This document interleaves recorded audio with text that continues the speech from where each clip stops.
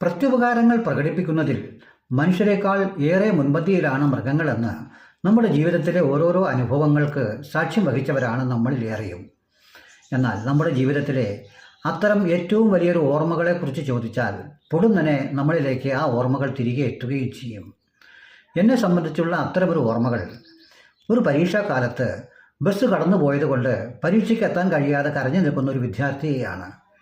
ഞാൻ അതുവഴി പോയപ്പോൾ വണ്ടി നിർത്തുകയും ആ കുട്ടിയെ പുറകിൽ കയറ്റുകയും പരീക്ഷാ സെൻറ്ററിൽ എത്തിക്കുകയും ചെയ്തു.